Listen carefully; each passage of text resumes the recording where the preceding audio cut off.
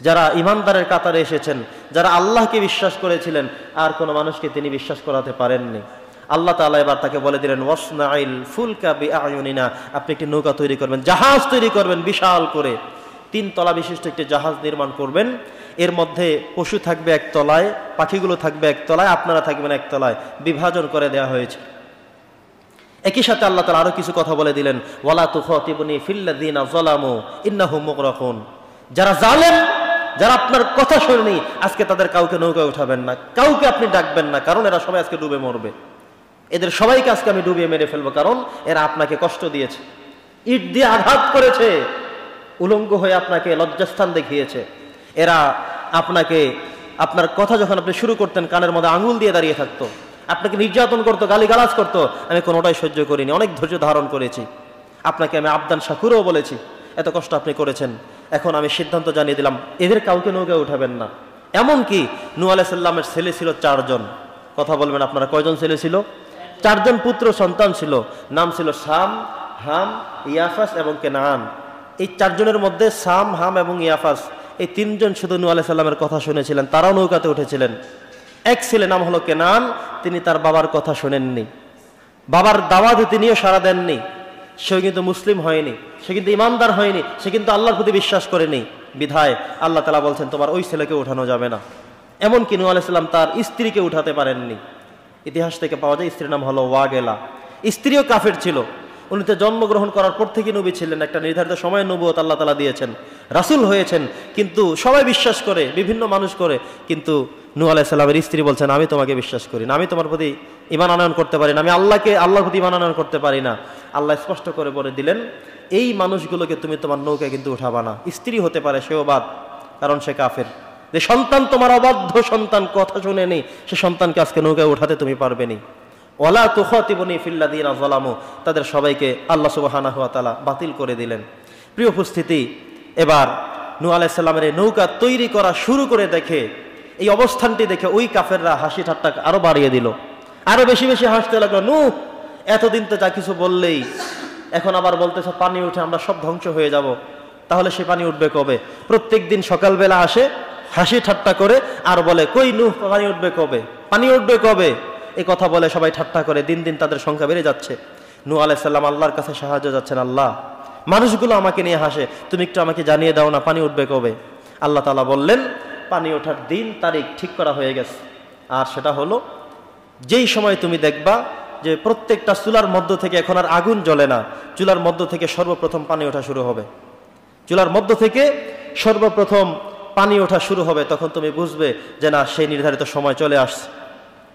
আল্লাহ তাআলা কোরআনে বলছেন, হাত্তা ইযা জাআ আমরুনা ওয়া ফারাত তান্নুর, আল্লাহ তাআলা বলছেন, যখন চুলার মধ্যে, আগুনের চুলার মধ্য থেকে যখন পানি ওঠা শুরু করবে, সেই সময় তুমি বুঝবে যে কাজ হয়ে গেছে, পানি ওঠা শুরু হয়ে গেছে। তুমি দ্রুত তোমার অনুসারীদেরকে নিয়ে, তোমার ফলোয়ারদেরকে নিয়ে তুমি নৌকায় উঠে যাবে, এবং প্রত্যেকটি প্রাণী থেকে, পক্ষীকুল থেকে এক জোড়া করে তুমি তোমার সেই নৌকার মধ্যে উঠিয়ে ফেলবে, কারণ এই পৃথিবী আমি সবকিছু ধ্বংস করে দেব। যারা আমার কথা শুনে নাই, আমাকে মানে নাই, আমার এই সৃষ্টি জগৎকে অস্বীকার যারা করেছে, আজকে টোটাল সব প্লাবন দিয়ে, প্লাবিত করে, সব ধ্বংস করে দিয়ে নতুন এক প্রজন্ম আমি সৃষ্টি করতে চাই, নতুন এক জাতি আমি পৃথিবীতে নেশন করতে চাই। নতুন এক নেশন যারা পৃথিবীতে আসবে, এরা সবাই হবে ইমানদার। এখান থেকে আবার পৃথিবী নতুন করে শুরু হবে, পৃথিবী পুনরায় আবার নতুন করে আবাদ হবে, আবার সব নতুন করে হবে। এতদিন যা কিছু ছিল, ইমানদাররা ব্যতীত সবকিছু ডুবে আমি ধ্বংস করে দেব। হযরত নূহ আলাইহিস সালাম জাতির কাছে আবারও বললেন, দাওয়াত দিলেন, তারা কেউ কোনো কথা শুনবার চেষ্টা করলো না। নূহ আলাইহিস সালাম এবার আল্লাহর কাছে বললেন, হে আল্লাহ, তুমি ছাড়া আমার কেউ নাই। এবার আল্লাহ সুবহানাহু ওয়া তাআলা মেসেজ ড্রপ করলেন, বললেন, নূহ, পানি ওঠা শুরু হয়ে গিয়েছে, এখন শুরু হয়ে গেছে, দ্রুত উঠে যাও। নূহ আলাইহিস সালাম উঠে গেলেন, তিনি সবাইকে এনে নৌকায় উত্তোলন করে ফেললেন। তার যেই ছেলেটা তাকে মানলো না, তার কোনো কথা শুনলো না, সে নৌকায় উঠতে পারেনি। এবার নূহ আলাইহিস সালাম ছেলেকে বলল, ছেলে, তুমিও আমাদের সাথে চলো, ইমানদার হয়ে যাও। সে বলল, আমি আজকে উঠবো না। সে বলতে চাইলো যে তোমার আমার প্রয়োজন নাই। সে বলল, সাআউই ইলা জাবালিন ইয়াসিমুনি মিনাল মা, আমি পাহাড়ে উঠে যাব, পাহাড় তো অনেক উঁচু, পাহাড়ের উপরে আমি যখন দাঁড়াবো, আমি অনেক লম্বা মানুষ, কোনো কষ্ট হবে না, পানি আমাকে ডুবাতে পারবে না। এই কথা তারা বলা বলি করছিল। নূহ আলাইহিস সালাম এবং ছেলের মাঝে কথা হচ্ছিল। ছেলে কত লম্বা ছিল একটি ইতিহাস থেকে জানা যায়। নীল নদের পাড়ে তিনি দাঁড়াতেন, মাঝখানে দাঁড়াতেন, হাঁটু সমান কোমর সমান পানি হতো, এভাবে হাত দিতেন, বড় বড় মাছ হাতের মধ্যে বেজে যেত, এটাকে আস্তে করে উপরে তাপ দিত, সূর্যের কাছাকাছি তার হাত চলে যেত, সেখান থেকে মোটামুটি পোড়া করে একটা রান্না করার মতো খাওয়ার মতো একটা পরিস্থিতি তৈরি হলে সেখান থেকে এসে দাঁড়িয়ে খেত। তার চিন্তা হলো আমি কত লম্বা মানুষ, নীল নদের পানি হয় আমার কোমর পরিমাণ, আমি উঠবো পাহাড়ের উপরে, কত উঁচু হয়ে যাব, আমাকে নাকি পানিতে ডুবিয়ে দিবে, আমি এমন কোনো কথা শুনতে চাই না। তার মানে আগেও ছিল অবিশ্বস্ত, এখনো আরো বেশি অবিশ্বাস বাড়িয়ে দিচ্ছে। এভাবে যখন চলছিল, আল্লাহ সুবহানাহু ওয়া তাআলা বলছেন ওয়াহালা বাইনাহুমাল মাউজু ফাকানা মিনাল মুগরামিন। নূহ আলাইহিস সালাম তাকে বলছে তুমি আসো আমার কাছে, সে বলল আমি আসবো না। এই কথা মাত্র চলছে, কথা চলা মাত্র এমন একটা মৌজ চলে আসলো, এক ধাক্কায় তাকে পানির মধ্যে নিশ্চিহ্ন করে ফেললো। কথা কি বুঝতেছেন? এক মৌজে সে হারিয়ে গেছে। নূহ আলাইহিস সালাম দেখেন আর ছেলেকে দেখা যায় না, আল্লাহর কাছে দোয়া করছেন। আল্লাহ বলছেন ইন্না, সে নূহ আলাইহিস সালাম বলছে ইন্না মিন আহলি, সে আমার তো ফ্যামিলির, আমার তো ছেলে। আল্লাহ বলছেন না, ওয়ালা তুখাতিবুনি ফিল্লাযিনা যালামু, আপনি সমস্ত জালেমের জন্য দোয়া করবেন না, সে আপনার সন্তান হতে পারে না। লাইসা মিন আহলিক, সে আপনার সন্তান হতে পারে না, পরিবারের হতে পারে না। যে সন্তান আপনার কথা শুনবে না সে ত্যায্য সন্তান, তাকে বিতাড়িত করে আপনি আপনার মতো করে চলে যান। এবার তিনি নৌকায় উঠে কি করবেন? আল্লাহ তাআলা বলে দিয়েছেন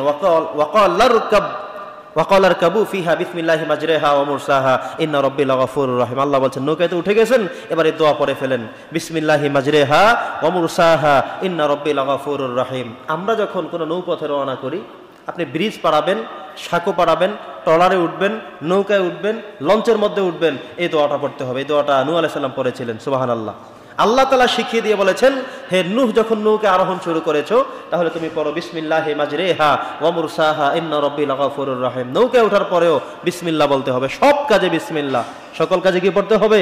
আল্লাহ বলছেন আমার নামে তৈরি শুরু হলো, তুমি পরে শুরু করো। এবার নূহ আলাইহিস সালাম রওনা শুরু করলেন।